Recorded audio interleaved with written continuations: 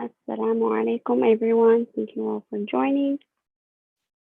Tonight we will be reciting Juz 26, beginning of Surah Al-Ahqaf through Surah Al-Zariyat. So make sure you follow along with us on your screen.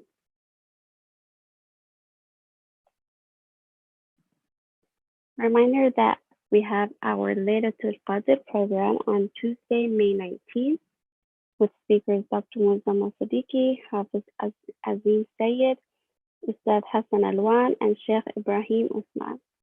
You can tune in on our Facebook and YouTube Live.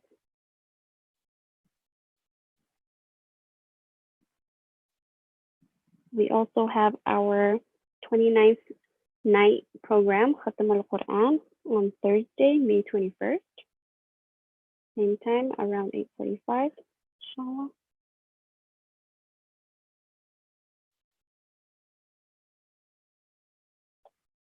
And our last week of our kids program this Monday and Wednesday with on-screen with Tina Tiger and Noor Kids. You can still register at ramadan.isocmasjid.org/kids.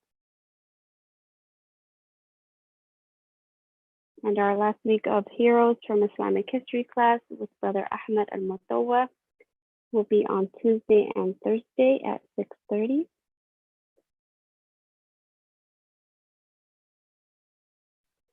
You can join Sheikh Shahid Ali this Wednesday for Qur'anic Gems, where he discusses some of the highlighted verses from the previous week's Qur'an recitation, its lessons, context, and how they pertain to our lives.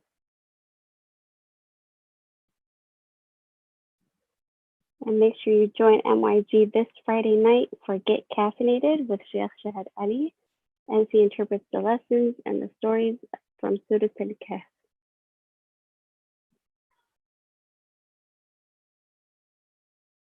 And an early Eid Mubarak to you all. We will be having a drive-through at ISOC Masjid.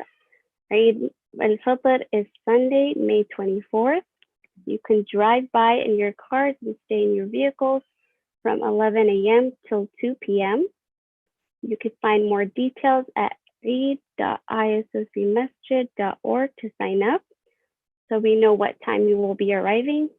You can decorate your car and then come drive through and we'll take pictures from your cars and we'll be passing out goodie bags and donuts and come say salam and see your masjid, inshallah.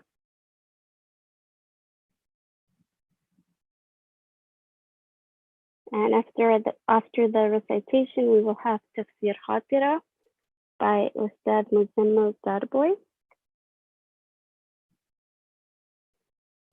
For our complete online programs, you can visit ramadan.isocmasjid.org or any details of Eid. You could again visit eid.isocmasjid.org. And whenever Hafiz Naveed is ready, you may begin, inshallah.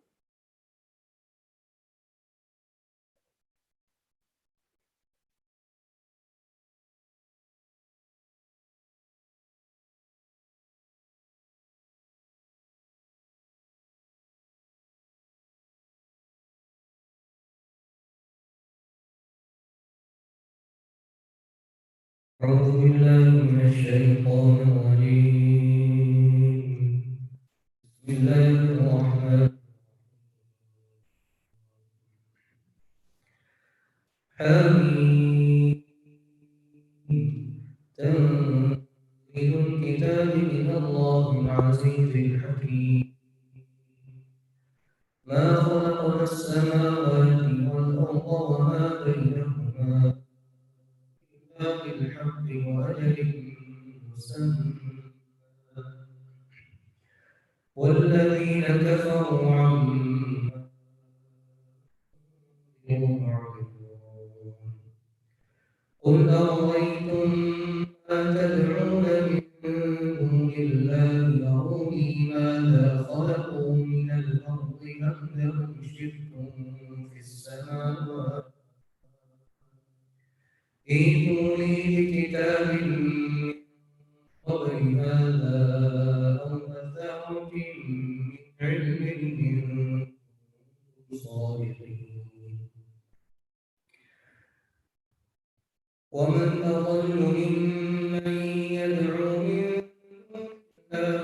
لا يستجيب له إلى يوم القيامة وهم عن دعائهم غافلون وإذا حشر الناس كانوا لهم أعداء وكانوا بعبادتهم كافرين وإذا تتلى عليهم آياتنا بينات قال الذين كفروا للحق لما جاءهم هذا سحر مبين أم يقولون افتراه قل إن افتريته فلا تملكون لي من الله شيئا هو أعلم بما تفيضون فيه كفى به شهيدا بيني وبينكم وهو الغفور الرحيم قل ما كنت بدعا من الرسل وما أدري ما يفعل بي ولا بكم إن أتبع إلا ما يوحى إلي وما أنا إلا نذير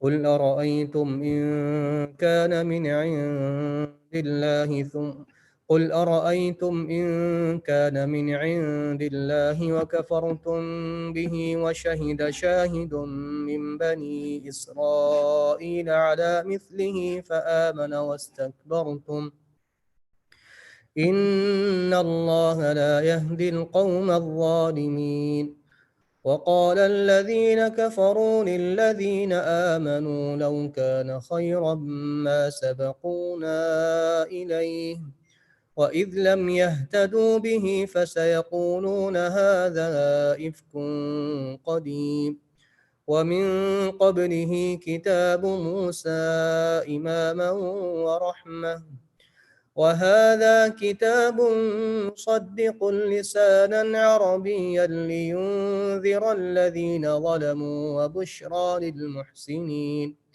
إن الذين قالوا ربنا الله ثم استقاموا فلا خوف عليهم ولا هم يحزنون أولئك أصحاب الجنة خالدين فيها جزاء بما كانوا يعملون ووصينا الإنسان بوالديه إحسانا حملته أمه كرها ووضعته كرها وحمله وفصاله 30 شهرا حتى إذا بلغ أشده وبلغ 40 سنة قال رب أوزعني أن أشكر نعمتك التي أنعمت علي وعلى والدي وأن أعمل صالحا ترضاه وأصلح لي في ذريتي إني تبت إليك وإني من المسلمين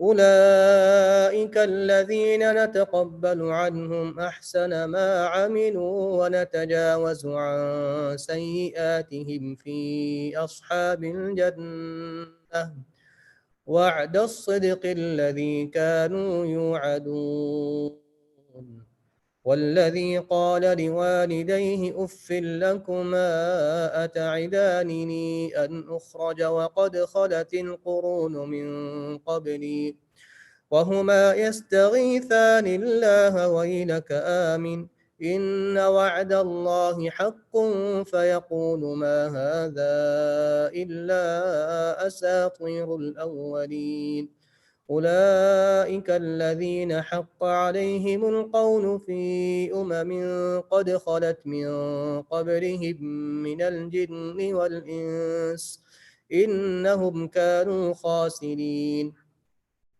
ولكل درجات مما عملوا وليوفيهم أعمالهم وهم لا يظلمون ويوم يعرض الذين كفروا على النار أذهبتم طيباتكم في حياتكم الدنيا واستمتعتم بها فاليوم تجزون عذاب الهون بما كنتم تستكبرون في الأرض بغير الحق وبما كنتم تفسقون واذكر أخا عاد إذ أنذر قومه بالأحقاف وقد خلت النذر من بين يديه ومن خلفه ألا تعبدوا إلا الله إني أخاف عليكم عذاب يوم عظيم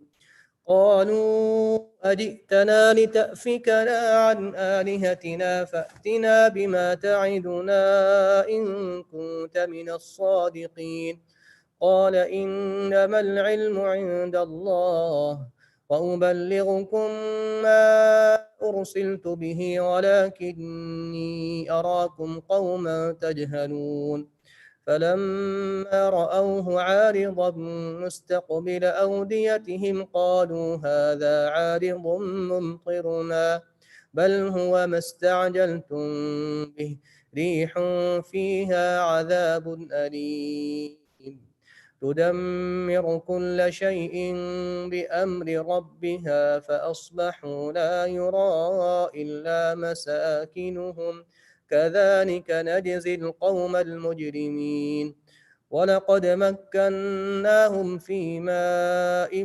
مكناكم فيه وجعلنا لهم سمعا وأبصارا وأفئدة فما أغنى عنهم سمعهم ولا أبصارهم ولا أفئدتهم من شيء إذ كانوا يجحدون بآيات الله وحاق بهم ما كانوا به يستهزئون ولقد أهلكنا ما حولكم من القرى وصرفنا الآيات لعلهم يرجعون فلولا نصرهم الذين اتخذوا من دون الله قربانا آلهة بل ضلوا عنهم وذلك إفكهم وما كانوا يفترون وإذ صرفنا إليك نفرا من الجن يستمعون القرآن فلما حضروه قالوا أنصتوا فلما قضي ولوا إلى قومهم منذرين قالوا يا قومنا إنا سمعنا كتابا أنزل من بعد موسى مصدقا لما بين يديه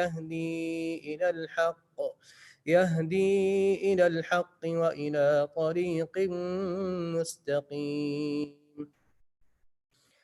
يا قومنا أجيبوا داعي الله وآمنوا به يغفر لكم من ذنوبكم ويجركم من عذاب أليم ومن لا يجب داعي الله فليس بمعجز في الأرض وليس له من دونه أولياء أولئك في ضلال مبين أولم يروا أن الله الذي خلق السماوات والأرض ولم يعي بخلقهن بقادر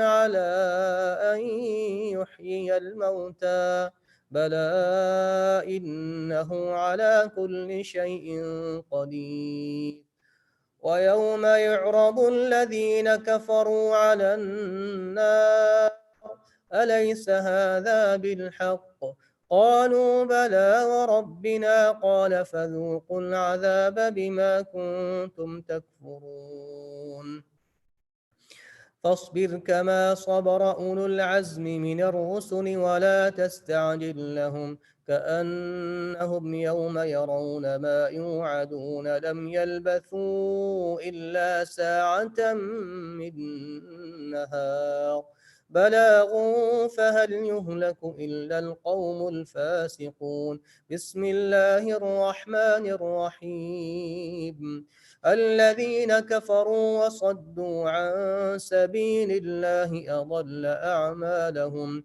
والذين آمنوا وعملوا الصالحات وآمنوا بما نزل على محمد وهو الحق من ربهم كفر عنهم سيئاتهم وأصلح بالهم ذلك بأن الذين كفروا اتبعوا الباطل وأن الذين آمنوا اتبعوا الحق من ربهم كذلك يضرب الله للناس أمثالهم فإذا لقيتم الذين كفروا فضرب الرقاب حتى إذا أثخنتموهم فشدوا الوثاق فإما منا بعد وإما فداء حتى تضع الحرب أوزارها ذلك ولو يشاء الله لانتصر منهم ولكن ليبلو بعضكم ببعض والذين قتلوا في سبيل الله فلن يضل أعمالهم سيهديهم ويصلح بالهم ويدخلهم الجنة عرفها لهم يا أيها الذين آمنوا إن تنصروا الله ينصركم ويثبت أقدامكم والذين كفروا فتعسا لهم وأضل أعمالهم ذلك بأنهم كرهوا ما أنزل الله فأحبط أعمالهم أفلم يسيروا في الأرض فينظروا كيف كان عاقبة الذين من قبلهم دمر الله عليهم وللكافرين أمثالها ذلك بأن الله مولى الذين آمنوا وأن الكافرين لا مولى لهم إن الله يدخل الذين آمنوا وعملوا الصالحات جنات تجري من تحتها الأنهار والذين كفروا يتمتعون ويأكلون كما تأكل الأنعام والنار مثوى لهم وكأي من قرية هي أشد قوة من قريتك التي أخرجتك أهلكناهم فلا ناصر لهم أفمن كان على بينة من ربه كمن زين له سوء عمله واتبعوا أهواءهم مثل الجنة التي وعد المتقون مثل الجنة التي وعد المتقون فيها أنهار من ماء غير آسٍ وأنهار من لبن لم يتغير طعمه وأنهار من خمر لذة للشاربين وأنهار من عسل مصفى ولهم فيها من كل الثمرات ومغفرة من ربهم كمن هو خالد في النار وسقوا ماء حميما فقطع أمعاءهم ومنهم من يستمع إليك حتى إذا خرجوا من عندك قالوا للذين أوتوا العلم ماذا قال آنفا أولئك الذين طبع الله على قلوبهم واتبعوا أهواءهم والذين اهتدوا زادهم هدى وآتاهم تقواهم فهل ينظرون إلا الساعة أن تأتيهم بغتة فقد جاء أشراطها فأنى لهم إذا جاءتهم ذكراهم فاعلم أنه لا إله إلا الله واستغفر لذنبك وللمؤمنين والمؤمنات والله يعلم متقلبكم ومثواكم ويقول الذين آمنوا لولا نزلت سورة فإذا أنزلت سورة محكمة وذكر فيها القتال رأيت الذين في قلوبهم مرض ينظرون إليك نظر المغشي عليه من الموت فأولى لهم. فهل فهل عسيتم إن طاعة وقول معروف، فإذا عزم الأمر فلو صدقوا الله لكان خيرا لهم. فهل عسيتم إن توليتم أن تفسدوا في الأرض وتقطعوا أرحامكم. أولئك الذين لعنهم الله فأصمهم وأعمى أبصارهم. أفلا يتدبرون القرآن أم على قلوب أقفالها. إن الذين ارتدوا على أدبارهم من بعد ما تبين لهم الهدى الشيطان سول لهم وأملى لهم. ذلك بأنهم قالوا للذين كرهوا ما نزل الله سنطيعكم في بعض الأمر والله يعلم إسرارهم. فكيف إذا توفتهم الملائكة يضربون وجوههم وأدبارهم. ذلك بأنهم اتبعوا ما أسخط الله وكرهوا رضوانه فأحبط أعمالهم. أم حسب الذين في قلوبهم مرض أن لن يخرج الله أضغانهم. ولو نشاء لأريناكهم فلعرفتهم بسيماهم ولتعرفنهم في لحن القول والله يعلم أعمالكم. ولنبلونكم حتى نعلم المجاهدين منكم والصابرين ونبلو أخباركم.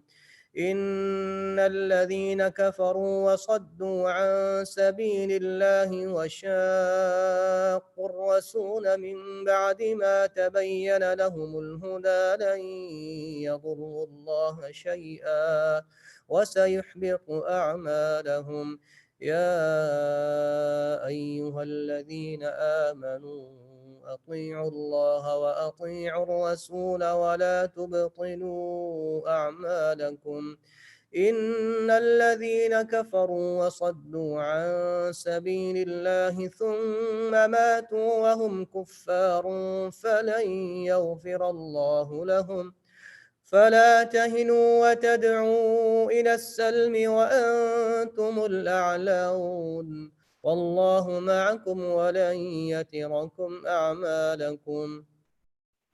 إنما الحياة الدنيا لعب وله وإن تؤمنوا وتتقوا يؤتكم أجوركم ولا يسألكم أموالكم. إن يسألكموها فيحفكم تبخلوا ويخرج أضغانكم. أنتم هؤلاء تدعون لتنفقوا في سبيل الله فمنكم من يبخل ومن يبخل فإنما يبخل عن نفسه والله الغني وأنتم الفقراء.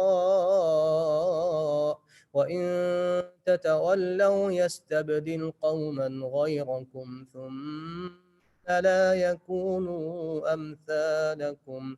بسم الله الرحمن الرحيم. إنا فتحنا لك فتحا مبينا ليغفر لك الله ما تقدم من ذنبك وما تأخر ويتم نعمته عليك ويهديك صراطا مستقيما وينصرك الله نصرا عزيزا. هو الذي أنزل السكينة في قلوب المؤمنين ليزدادوا إيمانا مع إيمانهم ولله جنود السماوات والأرض وكان الله عليما حكيما ليدخل المؤمنين والمؤمنات جنات تجري من تحتها الأنهار خالدين فيها ويكفر عنهم سيئاتهم وكان ذلك عند الله فوزا عظيما ويعذب المنافقين والمنافقات والمشركين والمشركات الظانين بالله ظن السوء عليهم دائرة السوء وغضب الله عليهم ولعنهم وأعد لهم جهنم وساءت مصيرا ولله جنود السماوات والأرض وكان الله عزيزا حكيما إنا أرسلناك شاهدا ومبشرا ونذيرا لتؤمنوا بالله ورسوله وتعزروه وتوقروه وتسبحوه بكرة وأصيلا إن الذين يبايعونك إنما يبايعون الله يد الله فوق أيديهم فمن نكث فإنما ينكث على نفسه ومن أوفى بما عاهد عليه الله فسيؤتيه أجرا عظيما سيقول لك المخلفون من الأعراب شغلتنا أموالنا وأهلنا فاستغفر لنا يقولون بألسنتهم ما ليس في قلوبهم قل فمن يملك لكم من الله شيئا إن أراد بكم ضرا أو أراد بكم نفعا بل كان الله بما تعملون خبيرا بل ظننتم أن لن ينقلب الرسول والمؤمنون إلى أهليهم أبدا وزين ذلك في قلوبكم وظننتم ظن السوء وكنتم قوما بورا ومن لم يؤمن بالله ورسوله فإنا أعتدنا للكافرين سعيرا ولله ملك السماوات والأرض يغفر لمن يشاء ويعذب من يشاء وكان الله غفورا رحيما سيقول المخلفون إذا انطلقتم إلى مغانم لتأخذوها ذرونا نتبعكم يريدون أن يبدلوا كلام الله قل لن تتبعونا كذلكم قال الله من قبل فسيقولون بل تحسدوننا بل كانوا لا يفقهون إلا قليلا قل للمخلفين من الأعراب ستدعون إلى قوم أولي بأس شديد تقاتلونهم أو يسلمون فإن تطيعوا يؤتكم الله أجرا حسنا وإن تتولوا كما توليتم من قبل يعذبكم عذابا أليما ليس على الأعمى حرج ولا على الأعرج حرج ولا على المريض حرج ومن يطع الله ورسوله يدخله جنات تجري من تحتها الأنهار ومن يتولى يعذبه عذابا أليما صدق الله العظيم.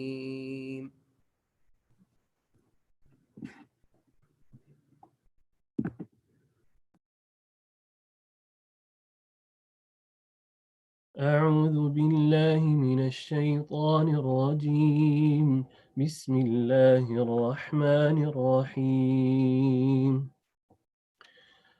لقد رضي الله عن المؤمنين إذ يبايعونك تحت الشجرة فعلم ما في قلوبهم فأنزل السكينة عليهم وأثابهم فتحا قريبا ومغانم كثيرة يأخذونها وكان الله عزيزا حكيما وعدكم الله مغانم كثيرة تأخذونها فعجل لكم هذه وكف أيدي الناس عنكم ولتكون آية للمؤمنين ويهديكم صراطا مستقيما وأخرى لم تقدروا عليها قد أحاط الله بها وكان الله على كل شيء قديرا ولو قاتلكم الذين كفروا لولوا الأدبار ثم لا يجدون وليا ولا نصيرا سنة الله التي قد خلت من قبل ولن تجد لسنة الله تبديلا وهو الذي كف أيديهم عنكم وأيديكم عنهم ببطن مكة من بعد أن أظفركم عليهم وكان الله بما تعملون بصيرا هم الذين كفروا وصدوكم عن المسجد الحرام والهدي معكوفا أن يبلغ محله ولولا رجال مؤمنون ونساء مؤمنات لم تعلموهم أن تطؤوهم فتصيبكم منهم معرة بغير علم ليدخل الله في رحمته من يشاء لو تزيلوا لعذبنا الذين كفروا منهم عذابا أليما إذ جعل الذين كفروا في قلوبهم الحمية حمية الجاهلية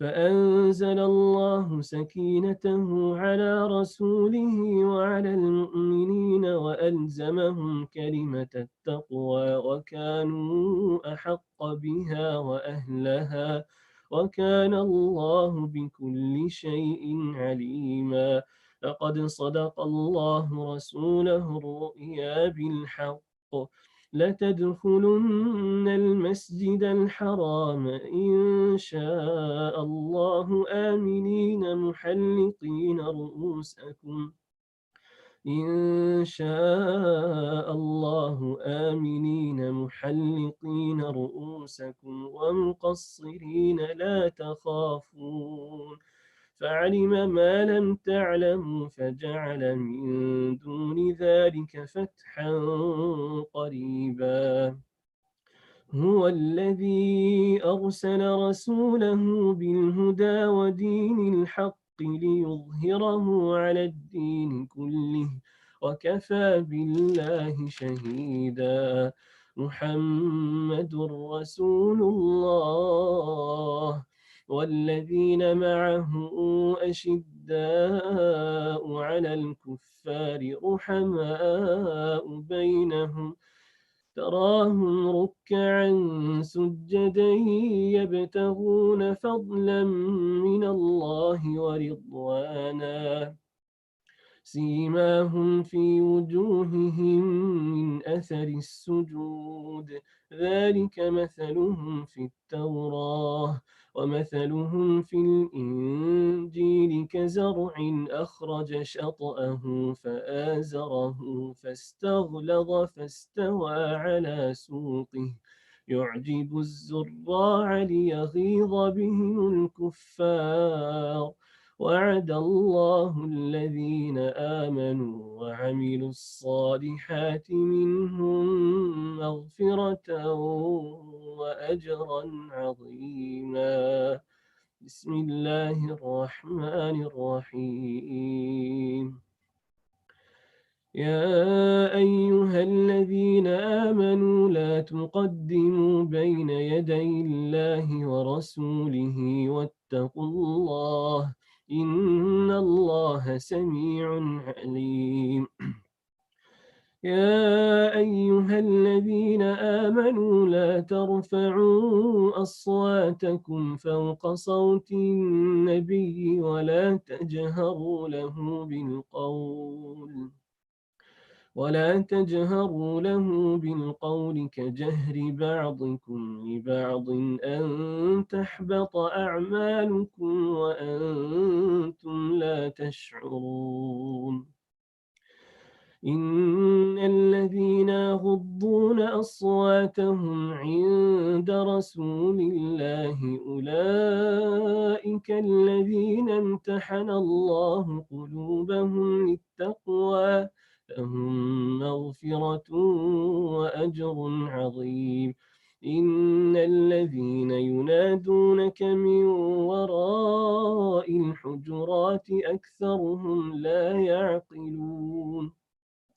ولو أنهم صبروا حتى تخرج إليهم لكان خيرا لهم والله غفور رحيم. يا أيها الذين آمنوا إن جاءكم فاسق بنبأ فتبينوا أن تصيبوا قوما بجهالة فتصبحوا على ما فعلتم نادمين. واعلموا أن فيكم رسول الله لو يطيعكم في كثير من الأمر لعنتم ولكن الله حبب إليكم الإيمان وزينه في قلوبكم وكره إليكم الكفر والفسوق والعصيان أولئك هم الراشدون فضلا من الله ونعمه والله عليم حكيم. وإن طائفتان من المؤمنين اقتتلوا فأصلحوا بينهما فإن بغت إحداهما على الأخرى فقاتلوا التي تبغي حتى تفيء إلى أمر الله فإن فاءت فأصلحوا بينهما بالعدل وأقسطوا إن الله يحب المقسطين. إنما المؤمنون إخوة فأصلحوا بين أخويكم واتقوا الله لعلكم ترحمون. يا أيها الذين آمنوا لا يسخر قوم من قوم عسى أن يكونوا خيرا منهم ولا نساء من نساء عسى أن يكون خيرا منهن ولا تلمزوا أنفسكم ولا تنابزوا بالألقاب بئس الاسم الفسوق بعد الإيمان ومن لم يتب فأولئك هم الظالمون. يا أيها الذين آمنوا اجتنبوا كثيرا من الظن إن بعض الظن إثم ولا تجسسوا ولا يغتب بعضكم بعضا أيحب أحدكم أن يأكل لحم أخيه ميتا فكرهتموه واتقوا الله إن الله تواب رحيم. يا أيها الناس إنا خلقناكم من ذكر وأنثى وجعلناكم شعوبا وقبائل قبائل لتعارفوا إن أكرمكم عند الله أتقاكم إن الله عليم خبير. قالت الأعراب آمنا قل لم تؤمنوا ولكن قولوا أسلمنا ولما يدخل الإيمان في قلوبكم وإن تطيعوا الله ورسوله لا يلتكم من أعمالكم شيئا إن الله غفور رحيم. إنما المؤمنون الذين آمنوا بالله ورسوله ثم لم يرتابوا وجاهدوا بأموالهم وأنفسهم في سبيل الله أولئك هم الصادقون. قل أتعلمون الله بدينكم والله يعلم ما في السماوات وما في الأرض والله بكل شيء عليم. يمنون عليك أن أسلموا قل لا تمنوا علي إسلامكم بل الله يمن عليكم أن هداكم للإيمان إن كنتم صادقين. إن الله يعلم غيب السماوات والأرض والله بصير بما تعملون. بسم الله الرحمن الرحيم. قاف والقرآن المجيد بل عجبوا أن جاءهم منذر منهم فقال الكافرون هذا شيء عجيب أإذا متنا وكنا ترابا ذلك رجع بعيد قد علمنا ما تنقص الأرض منهم وعندنا كتاب حفيظ بل كذبوا بالحق لما جاءهم فهم في أمر مريج أفلم ينظروا إلى السماء فوقهم كيف بنيناها وزيناها وما لها من فروج والأرض مددناها وألقينا فيها رواسي وأنبتنا فيها من كل زوج بهيج تبصرة وذكرى لكل عبد منيب ونزلنا من السماء ماء مباركا فأنبتنا به جنات وحب الحصيد والنخل باسقات لها طلع نضيد رزقا للعباد وأحيينا به بلدة ميتا كذلك الخروج كذبت قبلهم قوم نوح وأصحاب الرس وثمود وعاد وفرعون وإخوان لوط وأصحاب الأيكة وقوم تبع كل كذب الرسل فحق وعيد أفعينا بالخلق الأول بل هم في لبس من خلق جديد ولقد خلقنا الإنسان ونعلم ما توسوس به نفسه ونحن أقرب إليه من حبل الوريد إذ يتلقى المتلقيان عن اليمين وعن الشمال قعيد ما يلفظ من قول إلا لديه رقيب عتيد وجاءت سكرة الموت بالحق ذلك ما كنت منه تحيد ونفخ في الصور ذلك يوم الوعيد وجاءت كل نفس معها سائق وشهيد لقد كنت في غفلة من هذا فكشفنا عنك غطاءك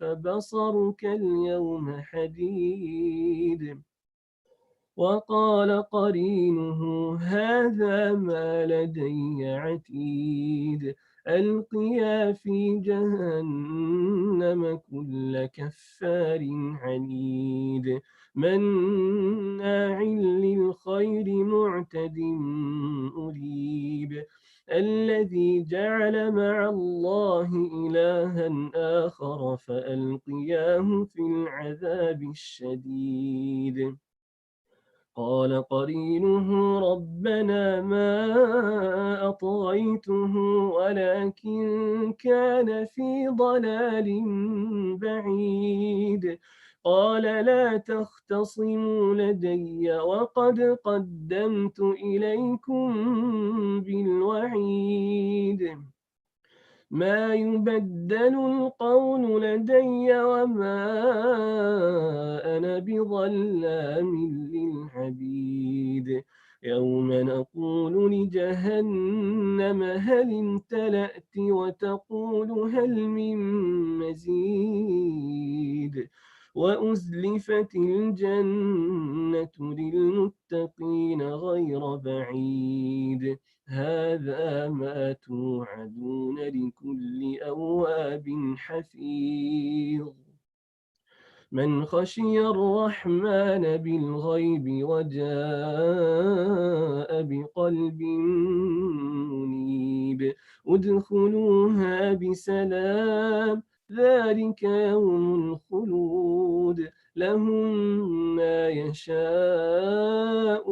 فيها ولدينا مزيد وكم أهلكنا قبلهم من قرن هم أشد منهم بطشا فنقبوا في البلاد هل من محيص إن في ذلك لذكرى لمن كان له قلب أو ألقى السمع وهو شهيد ولقد خلقنا السماوات والأرض وما بينهما في 6 أيام وما مسنا من لغوب فاصبر على ما يقولون وسبح بحمد ربك قبل طلوع الشمس وقبل الغروب ومن الليل فسبحه وأدبار السجود واستمع يوم ينادي المناد من مكان قريب يوم يسمعون الصيحة بالحق ذلك يوم الخروج إنا نحن نحيي ونميت وإلينا المصير يوم تشقق الأرض عنهم سراعا ذلك حشر علينا يسير نحن أعلم بما يقولون وما أنت عليهم بجبار فذكر بالقرآن من يخاف وعيد بسم الله الرحمن الرحيم والذاريات ذروا فالحاملات وقرا فالجاريات يسرا فالمقسمات أمرا إنما توعدون لصادق وإن الدين لواقع والسماء ذات الحبك إنكم لفي قول مختلف يؤفك عنه من أفك قتل الخراصون الذين هم في غمرة ساهون يسألون أيان يوم الدين يوم هم على النار يفتنون ذوقوا فتنتكم هذا الذي كنتم به تستعجلون إن المتقين في جنات وعيون آخذين ما آتاهم ربهم إنهم كانوا قبل ذلك محسنين كانوا قليلا من الليل ما يهجعون وبالأسحار هم يستغفرون وفي أموالهم حق للسائل والمحروم وفي الأرض آيات للموقنين وفي أنفسكم أفلا تبصرون وفي السماء رزقكم وما توعدون فورب السماء والأرض إنه لحق مثل ما أنكم تنطقون هل أتاك حديث ضيف إبراهيم المكرمين إذ دخلوا عليه فقالوا سلاما قال سلام قوم منكرون فراغ إلى أهله فجاء بعجل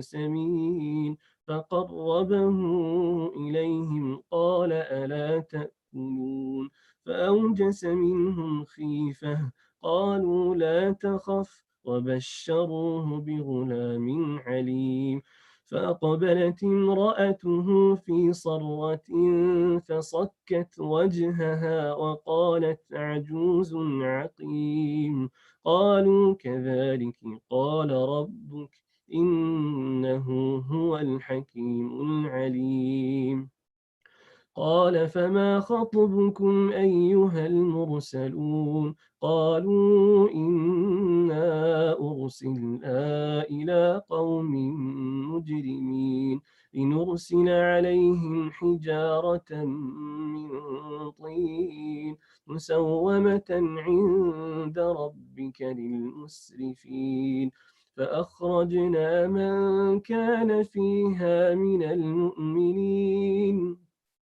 فما وجدنا فيها غير بيت من المسلمين وتركنا فيها آية للذين يخافون العذاب الأليم صدق الله العظيم وصدق رسوله النبي الكريم ونحن على ذلك من الشاهدين والحمد لله رب العالمين اللهم اهدنا فيمن هديت وعافنا فيمن عافيت وتولنا فيمن توليت وبارك لنا فيما أعطيت وقنا برحمتك شر ما قضيت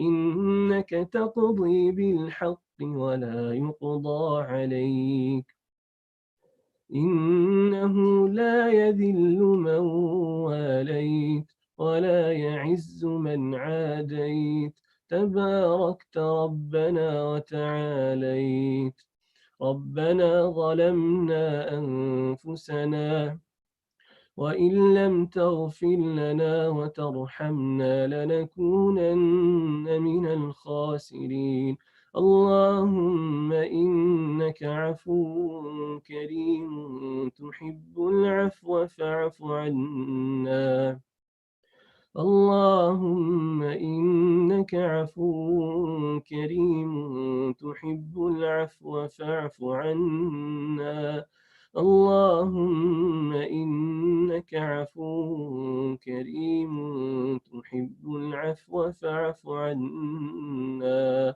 ربنا لا تؤاخذنا إن نسينا أو أخطأنا.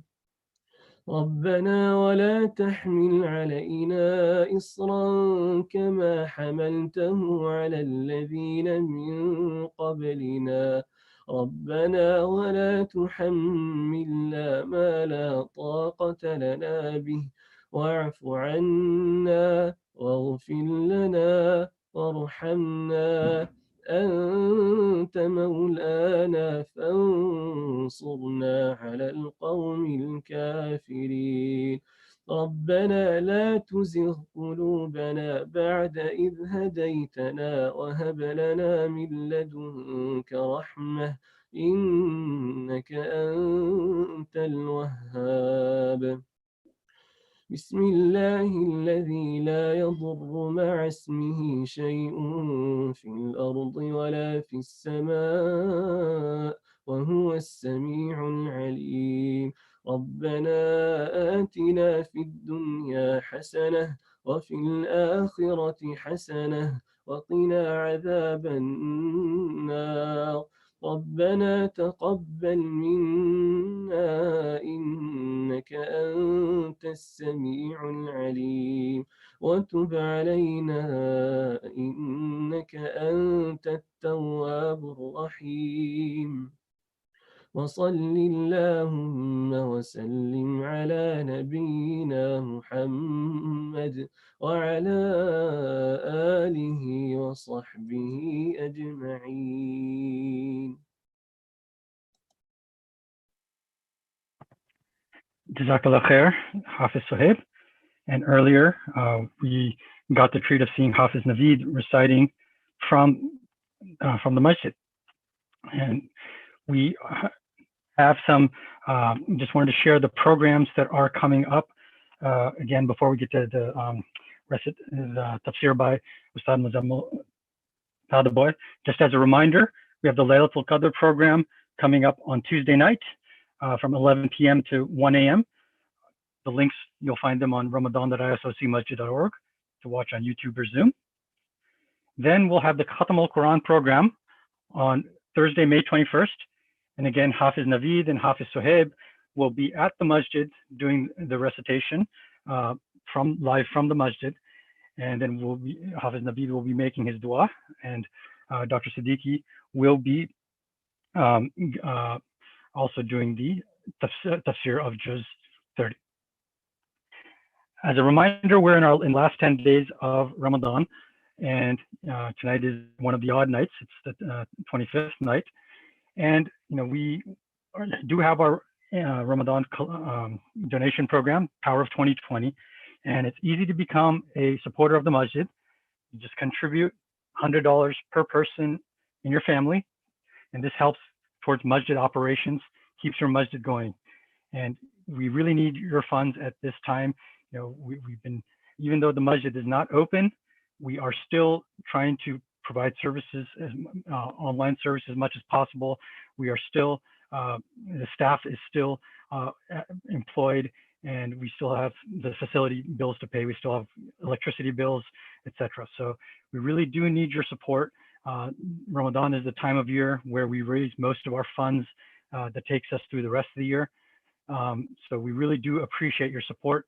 You can visit powerof2020.com to contribute to this, or you could go to the Ramadan website, ramadan.isocmasjid.org, and click on the link to donate, and the donation page will take you to the various donation options that we do have. Another site that we've launched today is our Eid website. So if you visit eid.isocmasjid.org, you will see all the details for how we are planning to celebrate Eid this year. First of all, before Eid Salat, make sure you've paid your Sadaqatul Fitr, $10 per person in your family. You can donate online via a credit card or bank account. You can use Venmo, you can use PayPal. If you would like to pay by cash or check, there are donation boxes set up outside of the gate at the masjid on 13th Street and on Carey Street. So you have many options to take care of paying your sadaqatul fitr ahead of time, and we are taking care of distributing the funds as well to those in need. As for the Eid al-Fitr program itself, you'll have to pray Eid at home this year, but you can pray with your family, and Dr. Siddiqui will be delivering an Eid message, and we have a special event, a drive-through Eid celebration at ISOC. So first of all, just on how to celebrate Eid, we've made a nice infographic for you that you can find on eid.isocmasjid.org, telling you, of course, decorate your house, pray Fajr, eat breakfast, and then pray your 2 rakat Eid prayer. Dr. Siddiqui will be doing his Eid message at 9:15 a.m. It will be broadcast on all our usual channels on YouTube, on Facebook, and on Zoom, and it will be recorded as well. So in case you miss it at 9:15, you can go back and watch it later. And then later in the day, and also going back to the prayer itself, we do give you instructions on how to perform the prayer, the takbirat, as well as the procedure for doing the prayer itself. Dr. Siddiqui also did record a video. If you prefer that way, you can watch on YouTube and see the short video on how to perform your Eid prayers. After you've done your Eid prayer, you've greeted your family, we are going to have a drive-through Eid celebration at the masjid. Decorate your car. You'll be able to drive through the masjid, and we'll be handing out some treats, some goodie bags for the kids. And so encourage you to decorate your car. We'll have someone take a photo of your car. You'll have to remain in your car at all times. Unfortunately, we are not able to open up the masjid for any other reasons. So you have to stay in your car. You won't be able to access the masjid. You won't be able to access the restrooms, but at least you'll be able to say salam to the masjid and hopefully, enjoy some festivities that way. So all of this information is on eid.isocmasjid.org. Go there for the latest information. And of course, sign up for our email newsletter as well, where we'll be sending out announcements as well. And one last time, please do not forget powerof2020.com. We appreciate your donations. Now we can go to the tafsir from Ustad Muzammil Dadaboy. Thank you.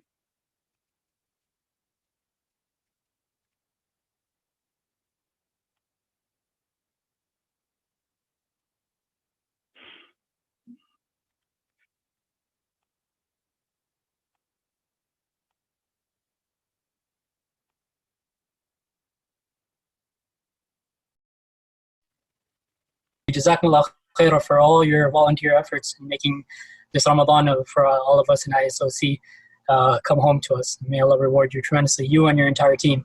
And thank you, Jazakumullah khairah, to Hafiz Naveed and Hafiz Dr. Sohaib for a beautiful recitation as always.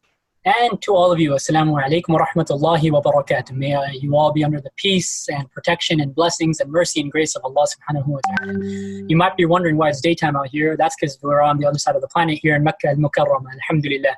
This was the first Ramadan we decided not to travel back home to SoCal to you guys, so we can spend the Ramadan at the Kaaba, at the Masjid al-Haram. But alhamdulillah, it's been months since we've been able to go.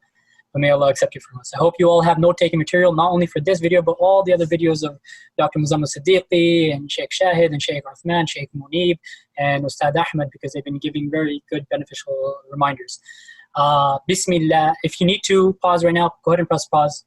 Here, wherever it is, or it's anywhere. And go get some note-taking material, please. I'm waiting. Oh, I don't need to wait because now you just press pause. Okay, come back. Bismillah, alhamdulillah, wassalatu wassalamu ala rasulillah. We begin with the name of Allah, we praise and we thank Allah and we glorify Allah. And we ask Allah to bless His final messenger Muhammad, to elevate his mention and rank and to honor and compliment him and to shower him with protection and grace. So tonight we heard Juz 26. And what I'm going to do is I'm going to share a screen so you guys can benefit from some things that we have over here. Where do we go? Is this it? Oh no, not that. Can't let you find out my secret identity. There you go. So here you have Juz 26. Hopefully the handout thing is working. Juz 26, an overview. You have Surah Al-Ahqaf, Surah Muhammad, Surah Al-Fath, Surah Al-Hujurat, Surah Al-Qaf, and Surah Al-Zariyat. In other words, Surahs 46 to 51. Surah Al-Zariyat actually completes in the next Juz, and that's why we're not going to touch on Surah Al-Zariyat today. We'll leave it to Sheikh Munib tomorrow because I like his explanations more anyways. But the themes and the topics of this juz, of the different surah in this juz, depend and are reflective of the fact of whether they are Makki surahs or Madani surahs. In other words, whether they were revealed before the emigration of the Prophet ﷺ, the hijrah, before the hijrah, then they would be Meccan surahs, or were they revealed after the hijrah? In other words, then they would be Madani surahs. And so the Meccan surah from these juz are Surah Al-Ahqaf, Surah Al-Qaf, and Surah Zariyat. In other words, surah number 46, 50, and 51. And they address those different themes that you would expect that would be revealed in at the time of Mecca before the hijrah. In other words, it's addressed to those who deny the truth. It confirmed these ayat and these surah, confirmed the resurrection and the day of judgment and other fundamental things related to belief. And they also encourage the Prophet Muhammad ﷺ and the believers to persist in the call and the da'wah to Islam, reassuring them that they are upon the truth. On the other hand, in contrast to that, the Madani surah from the juz are Surah Muhammad, Surah Al-Fath, and Surah Al-Hujurat, 47, 48, 49 respectively, in succession. And they address societal issues, as the Muslims had finally set a proper society up after hijrah. And they also cover legal issues such as war, organization of the Muslim community, and mutual respect and trust between the new Muslim community. Specifically, these three surah, 47, 48, 49, is also about what it means to believe in our Prophet, our relationship and responsibilities towards the Prophet, his rights over us, what it means to believe in him, what it means to love him, what it means to respect him. It's very easy to make these different claims that we love the Prophet and so on and so forth, but to assure that it doesn't stop there at just lip service, and they're just not merely claims, but rather they are what they're intended to be. We need to turn to the words of Allah subhanahu wa ta'ala. Allah is the one that has made it conditional upon us believing in the Prophet ﷺ to believe in him. So Allah is the one that tells us what it means to believe in him and how to love him and how to respect him. So it is almost as though these three surahs are a course on how to better our relationship with the Prophet Muhammad ﷺ. So I advise you to read these three surah extensively. These recordings that you're seeing of ours are not tafsir. These are not what you need to be depending on. You should not be satisfied with these short hit-and runs that we are offering. Rather, you should use this as inspiration and motivation to go ahead and better your relationship with the Quran by looking into these things yourself. So I invite you all to really look in from this avenue of your relationship with the Prophet ﷺ at Surah 47, 48, 49. Let's jump into the surah now. So we have Surah Al-Ahqaf, Surah 46. Boom. Okay. Surah Al-Ahqaf, Surah 46. In other words, the dunes, the sand dunes, the dune valleys, the sandy hills, these are different ways they've been translated. And as we mentioned earlier, it is a Makki surah. The objectives and general themes of the surah are to expose the different types and ways that people are turning away from the truth and the repercussions of that, the repercussions both in this world and in the hereafter, such as what happened to the nation of Ad, the people of Hud alayhi salam. Who lived in the valley of Ahqaf, and that's where the name of the surah comes from, Ahqaf, because that is where they lived. They lived in the valley of Ahqaf. And it also has a warning of the punishment of the hereafter, and specifically the word indar, and a couple of different derivatives of that word, indar, which means warning, comes up over and over and over in the Quran, which is an indication and hint to us that this is a constant theme throughout, warning from Allah subhanahu wa ta'ala. Establishing the certainty of resurrection is also a theme that comes up, and also the topic of guidance, hidayah, and how Allah accepts those people who want the guidance. And finally, the inescapable punishment that awaits for those who deny the truth and the resurrection. I would like to turn our attention to ayah number 35. If you would, please turn to ayah number 35. Inshallah, you are following along. In Surah Al-Ahqaf, ayah number 35. Sorry, I should have had this already on the page.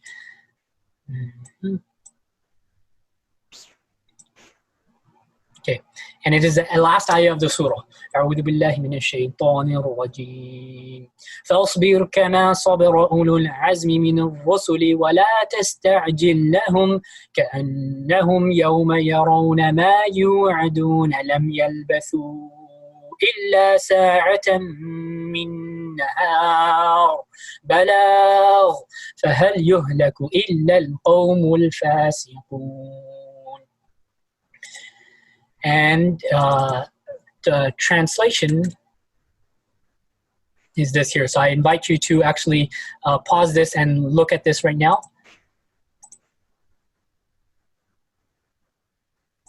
Go ahead and pause this and look at the translation of the surah.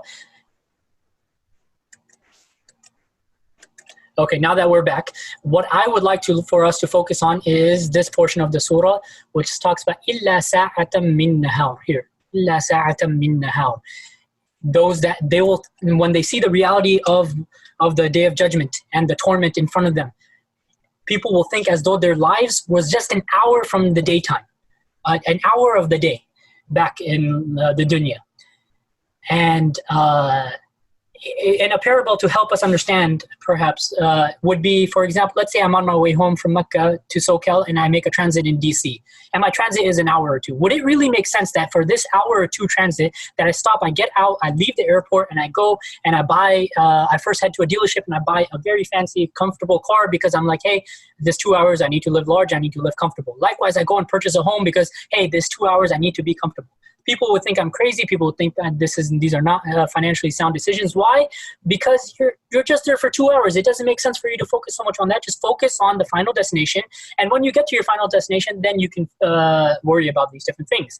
But just stay put for the time being and be patient and do what you have to do. Likewise, this is our relation in this dunya. This is not our final destination. This is not our final abode. Rather, that is the hereafter. That is forever. And this is just a mere passing. And this passing is just as though it's an hour from the day.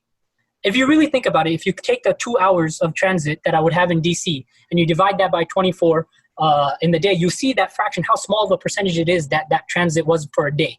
Multiply that number by 365. Then you see how minuscule that transit was in comparison to a year. Multiply that by, 75, 100 years you want to live for? And then you see that transit was worth nothing compared to your life. So why did I trip so much on that short transit? And likewise is the comparison of this life to the hereafter. But in actuality, that small number of this transit of 2 hours compared to the lifetime is actually much larger in reality than the real comparison of this life compared to the hereafter. Because even if we were to compare this life and say you're going to live for 100 years, 1,000 years, let's say you're going to live for 1,000,000 years in this dunya, and you put that in a fraction over infinity, which is what the hereafter is. What does that equal? So no matter the largest number you put over infinity, it equals 0. It goes to 0. And that is what this life is worth in reality. It's not even worth that. But as far as that is concerned, in comparison to the hereafter. But at the same time, it is of the utmost importance. Why? Because how we live our life here dictates how we're going to spend that forever in the hereafter. What's also interesting is that sa'atan min nahar is the word nahar. Here Allah subhanahu wa ta'ala doesn't say sa'atan min al-yawm. He doesn't say an hour from a 24-hour day period. Rather, he says an hour from the daytime. And why is daytime specifically mentioned as opposed to just day in particular? But daytime is specifically mentioned. In other words, the time when the sun is out. Because that is the time for work. That is a time when we're generally out of the house, we're working and we're planting and we're investing and we're toiling. And then the nighttime is what? Is when you come home and you relax and you eat from the fruits of your labor and your toiling and you benefit from your investments. Likewise is our hereafter. The time to work is now, and the time to reap the benefits and see the fruits of our labor is in the hereafter. May Allah subhanahu wa ta'ala guide us. Let's move on to Surah Muhammad, Surah number 47. Surah Muhammad, some of the objectives and general themes from this surah are war and peace, and in more general, the proverbial fight between good and evil, the real struggle between truth and falsehood. There's a constant contrasting throughout this surah about good versus evil, belief versus kufr, believers versus non-believers, and the diametrically opposing nature of these things and how that manifests in different ways. There's also an inciting for the believers to be ready for war when the time comes and the call comes, and Allah promises them aid should they be ready and do what they're commanded to do. As the time of the revelation of this surah was a crucial point in the seerah, militarily speaking. And so that is what Allah SWT is preparing the believers at that time for. The standard by which our actions are accepted is also mentioned in this surah, which is obviously that it follows the prophetic guidance. Our actions are gauged and accepted according to us following that path. Let's now turn to ayah number 24 in Surah Muhammad, ayah number 24. Let's turn this page here. One more page. 24. Here. أَفَلَا يَتَدَبَّرُونَ الْقُرْآنَ أَمْ عَلَى قُلُوبٍ أَقْفَالُهَا and the translation for which will be, go ahead and press pause and look this over, and then we'll continue. Okay, so you had a time to look over the translation, or if you're following along with your own translation, even better. I will want to focus on the word aqfal, locks. And the original word of qufl, in the plural of which is aqfal, is also used for hardness of material, specifically immaterial objects. The Quran is open for guidance for all those that reflect over it. But unfortunately, for many, as a punishment for their sins and arrogance, there are locks over their hearts that prevent them from even pondering, and thus prevents the guidance from entering.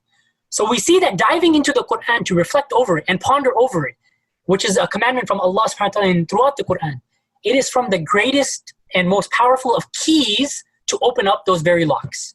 And proper Iman and real Quran, I'll repeat, proper Iman and real Quran will not enter our hearts for as long as we have these coverings, these seals, these locks over our hearts. Until we remove this rust and the hardening of our hearts, of the locks of our hearts, Iman, proper Iman and proper Quran will not enter. We might be hearing Quran, we might even recite Quran, we might even have pages and pages memorized, if not the entire Quran.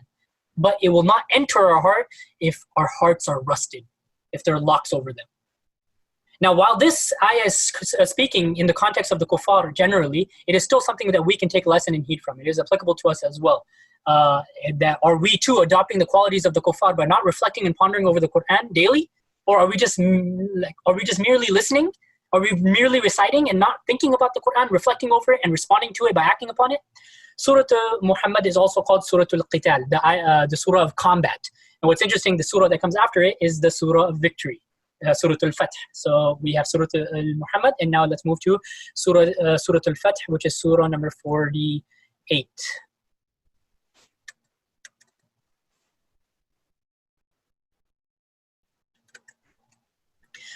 Which means the victory or the conquest or the triumph. And it is obviously, as we mentioned earlier, a Madani surah. And some of the objectives and general themes of the surah are the promise and glad tidings and the good news to the Prophet and the believers, sallallahu alaihi wasallam, of the moral and physical victory of Islam, and which is the divine and perfect deen over kufr in all other ways. And it is also talking about the station and of the Prophet Muhammad sallallahu alaihi wasallam, and how to honor, revere, respect, and venerate him, as we talked about earlier.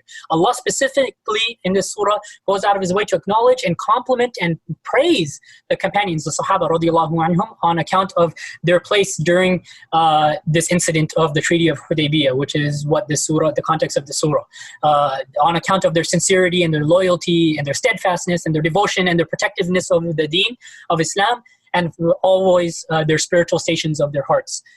Resulting in Allah subhanahu wa ta'ala not only saying that He's pleased with them, but also Allah subhanahu wa ta'ala sending His sakina, His mercy, His tranquility, His peace, His serenity upon them. And a lot of people think that Surah Al-Fath is talking about the Fathu Makkah, the victory of Makkah. And Abdullah ibn Mas'ud radiallahu anhu, the eminent companion of the Prophet Muhammad sallallahu alaihi wasallam, later on in his life, when he was speaking to those that came after the Sahaba, the Tabi'een, he speaks to them. He says, you guys think that this Fath that's being referred to was the victorious entry into Makkah years later.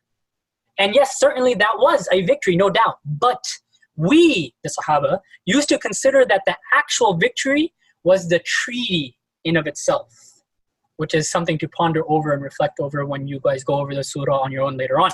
Let's go on to Surah Al-Hujurat, which is surah number 49.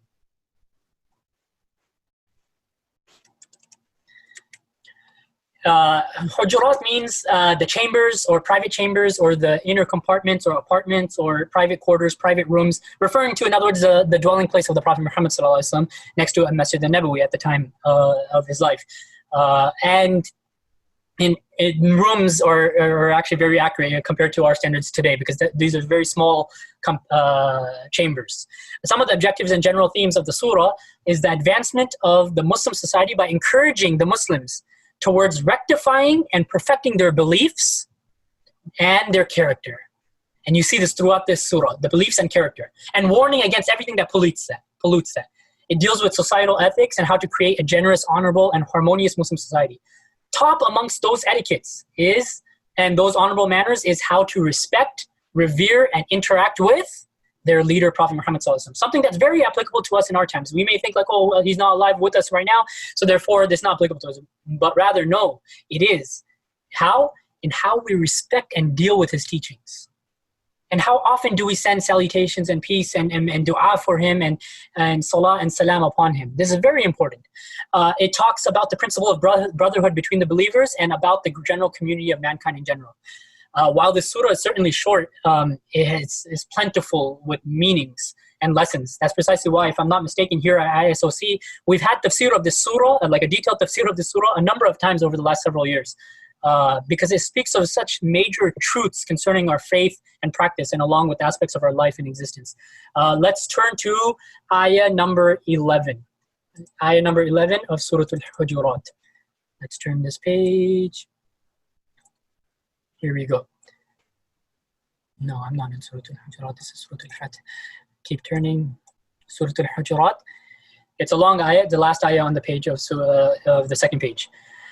يا أيها الذين آمنوا لا يسخر قوم من قوم عسى أن يكونوا خيرا منهم ولا نساء من نساء عسى أن يكن خيرا منهن ولا تلمزوا أنفسكم ولا تنابزوا بالألقاب بئس الاسم الفسوق بعد الإيمان ومن لم يتب فأولئك هم الظالمون.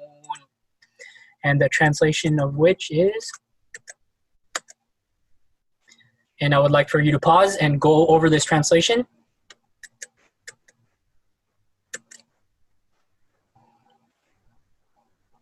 Okay, so the point that I want to talk about is the ending of this ayah. وَمَنْ لَمْ يَتُبْ فَأُولَٰئِكَ هُمُ الظَّالِمُونَ. And whoever does not make tawbah, whoever does not repent and turn back to Allah subhanahu wa ta'ala, for indeed they are from amongst the oppressors. Engaging in disobedience is a sin. But then after engaging in that disobedience, leaving off tawbah is the oppression. And it's on an entirely different level. If we engage in sin, yes, that in disobedience of Allah, that is a sin. But after that, we need to make tawbah. And if we don't, that's where the oppressive level comes in. Ibn al-Qayyim rahimahullah explains this beautifully, and I can't do it better than him, so I'm just going to explain what he says here on this ayah. He says here, Allah is dividing and categorizing his slaves into two, those that repent and those that oppress. There is no third category. It is either this or that. In other words, you either repent or you oppress. And if you're not from one, then automatically, by necessity, you are of the other party. So the title of an oppressor is applied to the one who does not make tawbah, who does not repent. And certainly the most vile and evil of oppressors is the one who is ignorant of his Lord and the rights of his Lord, and ignorant of his own deficiencies, and ignorant of corruption, of the corruption of his own actions. SubhanAllah, beautifully put, beautifully put. Oftentimes we speak of oppression when it relates to the unlawful spilling of blood and the plundering of wealth, which is no doubt oppression. But that doesn't mean that oppression is limited to that. Rather, a person can live their entire life without even speaking to a single person. But they could still be from amongst oppressors. How? Because by oppressing their own selves, their own souls, by living a life of sin. Thus, imagine how many people are there that are living as oppressors, and yet they don't even have the slightest of clues. Let's go to our last surah, Surah Ahqaf, which is surah number 50. And it is a Makki surah as mentioned earlier. And if I were to, because we're running out of time, so I'm just going to be very quick with this, just describing the surah in 2 words: reality check. Because that's what it is. This surah stirs up fears in the hearts of those that are sleeping, that are dormant, with vivid descriptions of the pangs of death and resurrection and the irresistible reality of the recompense on that day, and proofs of it, and different glimpses and snapshots of it.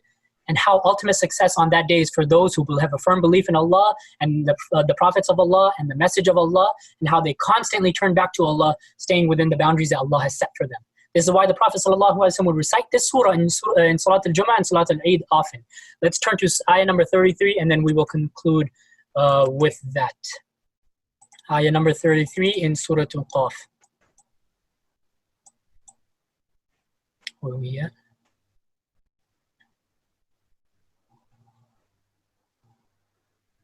Okay, over here, towards the bottom of the page. من خشي الرحمن بالغيب وجاء بقلب منيب. I actually wish I wasn't out of time so I can go on and read the rest of the ayat. But that will leave for you. Here are the translation. Please pause it and read through the translation. And read through the ayat that are coming that are right before it and the ayat that come after it as well. So as you may have seen, how beautifully Allah subhanahu wa ta'ala is inviting the one that comes with a qalb munib, with a munib heart, and we'll get to that translation in a bit, how they're welcomed into Jannah. And it's so beautiful how Allah subhanahu wa ta'ala puts it. And I want you to ponder over it further after this video. But now what's interesting here is talking about fearing Allah in secret.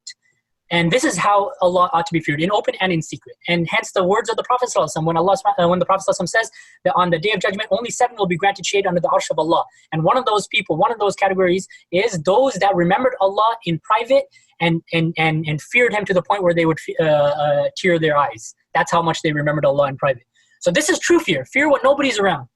Fear in even what we're thinking. Fear in what we're looking when we think nobody's seeing what we're watching. Fear in what we're doing when we think that nobody even sees what we're doing, when in reality Allah sees. This person, what's really interesting now, I want you guys to focus and pay attention here. The word that Allah SWT uses here is not man khashi Allah, whoever fears Allah, not man khashi al-qahar, or any of the other names or attributes of Allah that would incite fear in us. Rather, Allah SWT says here, man khashi ar-Rahman, who fears Allah, the ever compassionate, the excessively merciful and gracious. Which is a hint at what? That this person who comes with a munib heart is fearing Allah out of being thankful as well. Sometimes you fear Allah out of the fear of His wrath and His punishment, which He ought to be feared. And sometimes those that truly understand the rahmah of Allah and how blessed we are from Allah, we are even ashamed of even thinking of, in spite of that, to disobey Allah, to have the audacity to disobey Allah. We have a fear of just out of shame. And this is what this person is, which is starkly different from those that get deluded and get a false sense of security by believing the whispers and lies of shaitan, by saying Allah is ar-Rahman, and so we don't need to fear Allah and we don't need to make tawbah. And then they let themselves sail into a sea of sin, and eventually they drown in that. But starkly different from that is this person who says, yes, Allah is ar-Rahman, and therefore He ought to be feared even more. Subhanallah. It sounds at first counterintuitive that man khashi ar-Rahman, but it is not. For there is nothing accidental in the entire Quran. Even the choice of names of Allah in these ayat are very calculated and precise. Okay, we'll skip that for now, and we'll just conclude with this. Ibn Abbas radiallahu anhu, the eminent companion of the Prophet Muhammad sallallahu alaihi wasallam, on this point says, so return, O Muslim, return from the disobedience of Allah and turn towards Allah's obedience. وحقيقة الإنابة عقوف القلب على طاعة الله ومحبته والإقبال عليه. Allah. For the reality of being munib, having a soft heart turning back to Allah, the reality of having a munib heart is to be addicted and obsessed with the obedience of Allah, His love, and drawing near to Him. SubhanAllah. At this point, we conclude, and I would like to conclude because there is a request for dua. There's a special, strong young girl in our community by the name of Sakina, the daughter of Muhammad Miraj, Allah Raka, and Safiya Daraboy, will be going through a bit of an invasive surgery in a couple days, so we should make dua for her. And what's interesting is the name Sakina, it comes up in the Quran 6 times. 1 time in Surah Al-Baqarah, twice in Surah At-Tawbah, and 3 times in Surah Al-Fath, which is from the recitation of today, which is obviously not planned, but it just happened, subhanAllah, beautifully. Let's make dua for her. Allahumma Rabban Nas, adhib al-ba's, ishfi anta al-shafi, la shifaa illa shifa'uka, shifa'an la yughadiru saqama. O Allah, Lord of all of mankind, grant shifa, for you are the shafi, and there is no shifa except for your shifa, and make it a shifa that does not leave behind any ailment. Ya Hayyu Ya Qayyum, برحمتك نستغيث أصلح لها شأنها كلها ولا تكلها إلى نفسها وإلى أحد من خلقك طرفة عين. O ever living and all-sustaining. And through your mercy, we beseech you, Ya Allah, rectify this girl's affairs. And don't leave her to herself or anybody from your creation for even the blink of an eye. Rather, you take control of all these procedures and you grant her shifa. Allahumma shfiha shifa'an ajilan da'iman mustamiran la yughadiru saghiratan wa la kabira. Oh Allah, grant her shifa, a quick and rapid, quick shifa that is long-lasting and continuous, and that does not leave behind even a small or large ailment. Allahumma shfiha wa mardana wa marda al-muslimin waj'alhum fil bala'i min as-sabirin. Oh Allah, grant her shifa and grant shifa for all those that are ill from amongst us and all those that are ill from amongst the Muslims, and make them and their families patient through this test. Wa sallallahu ala nabiyyina Muhammad wa ala alihi wa sahbihi ajma'in. And we ask Allah to bless his final messenger Muhammad, to elevate his mention and his rank, to honor and compliment him and shower him with protection and grace. And likewise for his family and his followers and his companions. Subhanakallahumma wa bihamdik, nashhadu an la ilaha illa ant, nastaghfiruka wa natubu ilayk. How perfect you are, O Allah, and we praise you. And we bear witness and open testimony that none has the right to be worshipped at all, that none is worthy of worship at all except for you. We seek your forgiveness and we turn to you in repentance. Assalamu alaikum wa rahmatullahi wa barakatuh.